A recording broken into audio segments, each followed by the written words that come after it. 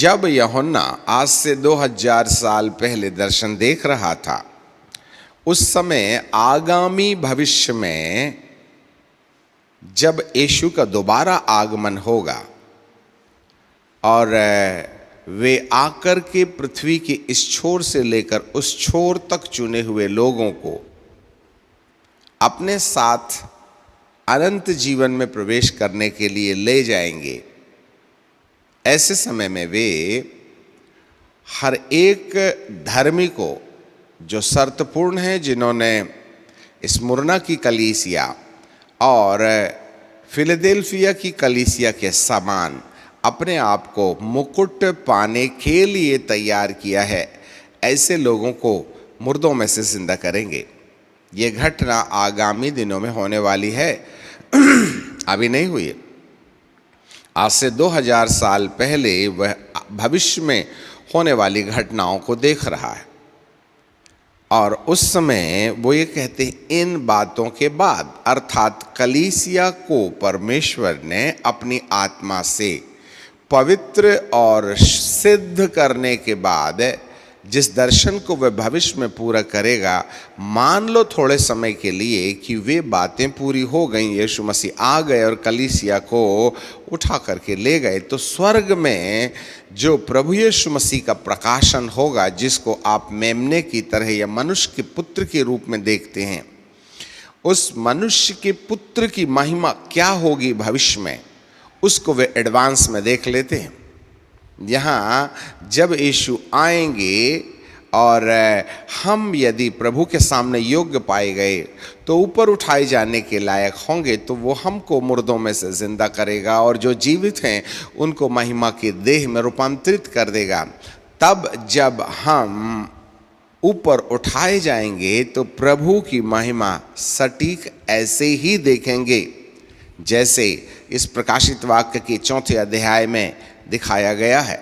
इसलिए परमेश्वर भविष्य ज्ञान से उन तमाम घटनाओं को जो भविष्य में आत्मिक संसार में घटेंगी, उसकी एक रूपरेखा आपको जानकारी मिले कि जो कुछ भी अवलौकिकता या स्वर्ग में स्वर्गीय अनुभूतियाँ या स्वर्ग में स्वर्गीय नज़ारा या दर्शन होगा, उसको भौतिक वस्तुओं से जोड़कर कल्पना में हम उसकी सच्चाई को समझने की कोशिश करते हैं। इसलिए प्रभु ने भविष्यद्वक्ताओं के द्वारा ये बातें प्रकट की हैं। अब यहाँ पर एक पुरुष दिखाई देता है, इसका मतलब है पुरुष के समान, मतलब जैसे एक मनुष्य होता है जिसके सिर होते हैं, 2 हाथ होते हैं, पैर होते हैं और पेट होता है, बैठता है, चलता है, सुनता है, देखता है, बोलता है। कुछ इस प्रकार की छवि भी परमेश्वर की है। वह उल्टी सीधी कल्पनाएं जो आज मनुष्य ईश्वर के बारे में करता है, इस प्रकार की आकृति रूप आकार में वो नहीं है।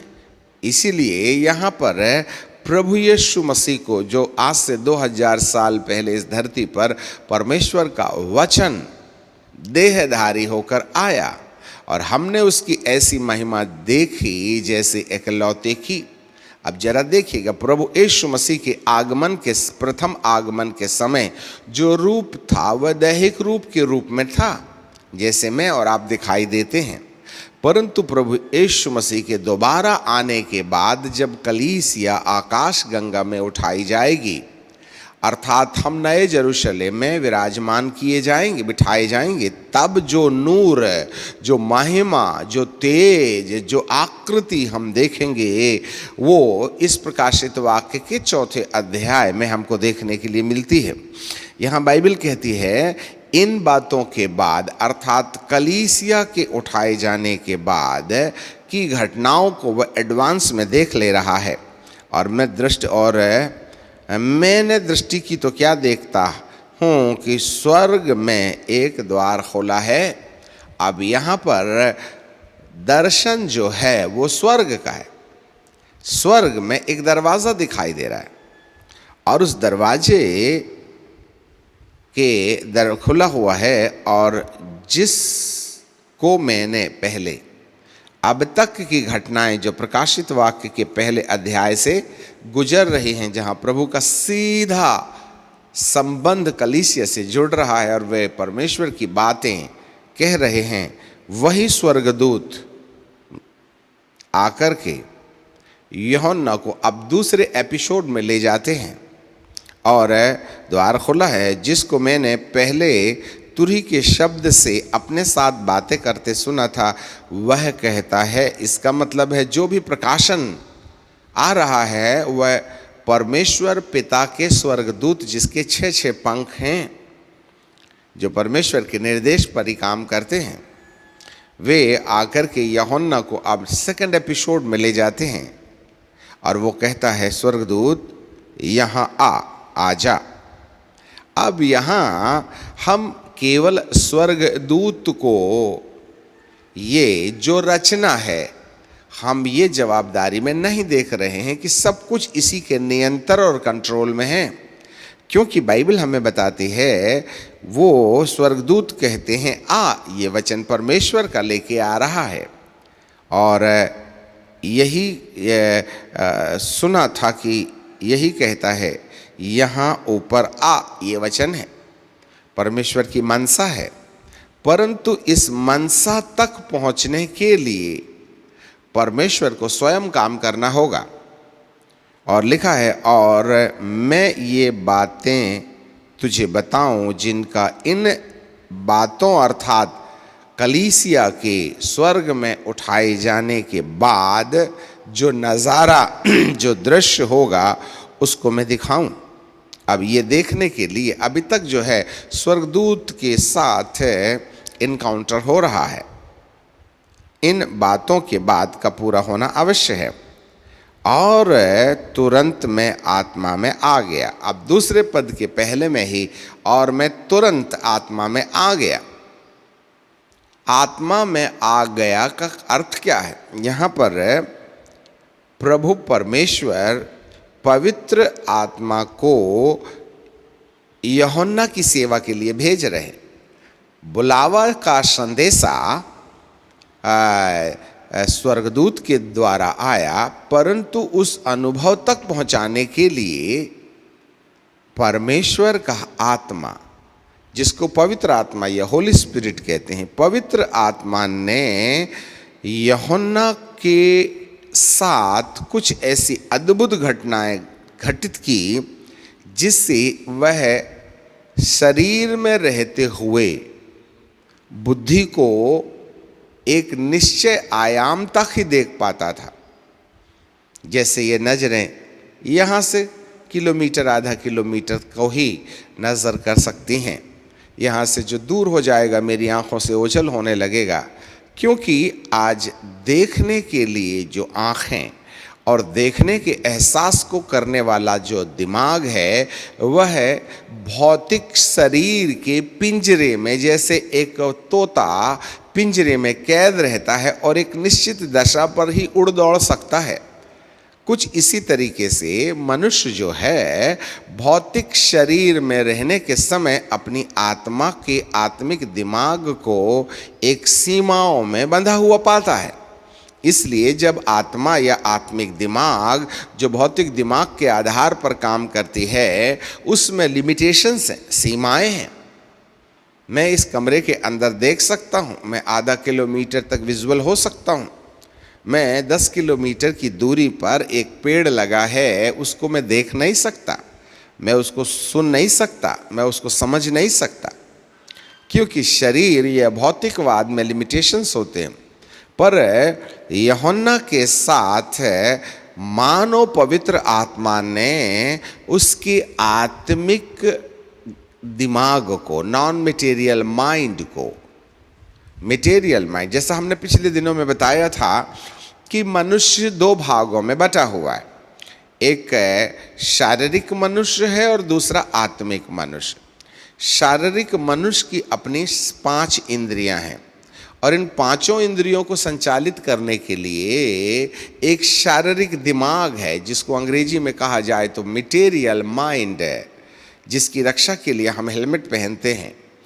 ये रहा शारीरिक आदम या अशारीरिक मनुष्य। इसके अंदर एक और मनुष्य पाया जाता है जिसको सूक्ष्म या micro particles, electro micro particles से बना हुआ बिल्कुल शरीर के आकार में धुएं या भाप के समान एक और व्यक्ति होता है जिसको आत्मा कहते हैं। वो स्वचालित विद्युत कणों से, चमकने वाले कणों से बना हुआ मनुष्य के शरीर की आकृति में एक आकृति है जो इस हड्डी और चमड़े के शरीर के अंदर समाई रहती है, और वो है आत्मा। और उस आत्मा का अपना एक आत्मिक दिमाग होता है जिसको नॉन मटेरियल माइंड या सबकॉन्शियस माइंड कहते हैं। जब मनुष्य जीवित रहता है तब ये आत्मा और आत्मिक दिमाग इस शरीर के अंदर रहते हैं, परंतु जिस समय शरीर से ये आत्मा या आत्मिक दिमाग, जिसको विज्ञान सोल कहती है, हिंदी में प्राण कहते हैं, आत्मा पर विज्ञान का विश्वास नहीं है, इसलिए वह सोल करके उसका अंगीकार करती है। ऐसा ये शरीर, इस माटी के शरीर में एक और शरीर रहता है जो सूक्ष्म है, जो माइक्रो पार्टिकल से बना हुआ है, सूक्ष्मधारी है। उसका भी अपना एक दिमाग होता है। दो दिमाग हैं। जैसे शरीर को चलाने के लिए शारीरिक दिमाग होता है, वैसे ही आत्मा को चलाने के लिए आत्मिक दिमाग होता है। आत्मा कोई हवा नहीं है, वरन उसका भी अपना दिमाग है। वह देखती है, बोलती है, सुनती है। इसलिए धनवान और लाजर की कहानी से स्पष्ट आपको धनवान के शरीर को तो माटी पर गाड़ दिया गया था और शारीरिक दिमाग और शारीरिक इंद्रियां मानो कब्रिस्तान की कीड़ों ने खा गया होगा, परंतु आत्मा अधलोक में जाकर के पीड़ा में पड़े तड़फने का एहसास, उसने आंखें उठा के देखी, फिर उसने कान से इब्राहिम की आवाज़ सुनी। उसकी बुद्धि काम कर रही थी। मेरे 5 और भाई हैं जो इसी प्रकार का जीवन यापन कर रहे हैं। उसने बोला तो इब्राहिम बाबा ने सुना और उसका उत्तर भी दिया। इसका मतलब है मरने के बाद मनुष्य की आत्मा में प्राण संलग्न होता है, लगा हुआ होता है, और ये जो प्राण है वह वैसे ही काम करता है जैसा शरीर में रहने के समय हमारा शारीरिक दिमाग अनुभव करता है। हम देखते हैं, बोलते हैं, सुनते हैं, चलते हैं, ठंडा, गरम, भला, बुरा, ये सारे एहसास मृत्यु के बाद भी लागू होंगे। ये है एक आत्मिक पुरुष। हमने अदन के बगीचे, अदन मनुष्य की सृष्टि जब आदि में परमेश्वर ने की थी उसके बारे में बताया होगा, आप उसको फाइंड आउट कीजिएगा। आगे चलें तो यहाँ ये आत्मिक व्यक्ति शारीरिक व्यक्ति के अंदर रहता है और परमेश्वर की अनुमति बिना आत्मिक व्यक्ति को शारीरिक व्यक्ति से निकालने की प्रक्रिया नहीं की जा सकती। यदि आत्मिक व्यक्ति शारीरिक व्यक्ति से अलग हो गया और यदि वह वापस नहीं लौटा तो यह मट्टी में मिल जाएगी। पर अध्यात्म के आधार पर परमेश्वर की योजना के अंतर्गत जब परमेश्वर किसी व्यक्ति के अंदर पवित्र आत्मा की सहायता से आत्मिक दिमाग को, शारीरिक दिमाग यहीं रहता है, आत्मिक दिमाग को शरीर से निकाल के बाहर कर दे। अब आत्मा शरीर में ही रहेगी। ध्यान से सुनिए, यदि आत्मा शरीर से निकल जाएगी तो श्वास लेना आदमी बंद कर देगा। इसलिए आत्मा शरीर में ही रहती है, पर जो देखने, सुनने, बोलने, एहसास करने को दिलाने वाला जो नॉन मटेरियल माइंड होता है, वो नॉन मटेरियल माइंड को पवित्र आत्मा अपने हाथ में लेकर उसको शरीर से बाहर निकाल देते हैं। अब यहाँ शरीर है, शरीर की 5 इंद्रियां हैं और शरीर में आत्मा का भी निवास है, परंतु प्राण निकल करके बाहर आ जाता है।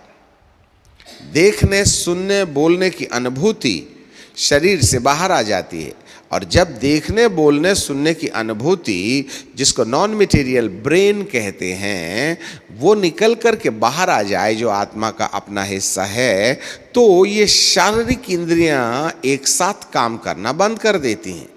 अब आँख खुली भी रहे तो शारीरिक आंखें देखना बंद कर देंगी, कान खुले भी रहें तो आवाज़ सुनाई नहीं देगी। इसलिए वो कॉन्शियस सेमी कॉन्शियस में जिस प्रकार से एक व्यक्ति या कोमा में चले जाता है, इस तरीके से दार्शनिक जो है अपने प्राण से शरीर को त्याग देने से जैसे बाहर निकल जाए तो उसकी पांचों इंद्रियां शिथिल हो जाती हैं, शून्य हो जाती हैं और संसारवाद का प्रभाव शारीरिक दिमाग में दिखाई देना बंद हो जाता है। इस तरीके से पवित्र आत्मा जो पुनरुत्थान है, यूहन्ना के आत्मिक मन को निकाल करके बाहर लाते हैं। उसकी धड़कन चल रही है, श्वास ले रहा है, कान खुले हैं, आँख खुली है, बंद भी है, तो भी वो देखना एक साथ बंद कर देती है। इसको कहते हैं मैं आत्मा में आ गया। मतलब मैंने शारीरिक संसार से बाहर निकलने का अनुभव प्राप्त किया और अब मैं आत्मिक संसार में आ गया हूं। देखना धड़कन चल रही है, यदि आत्मा निकल जाएगी तो धड़कन रुक जाएगी, हमारा शरीर डेड बॉडी बन जाएगा। इसको कहते हैं ट्रैवलिंग इन स्पिरिट, आत्माओं में विचरण। ये बहुत ही रेयर लोगों को अनुभव होता है।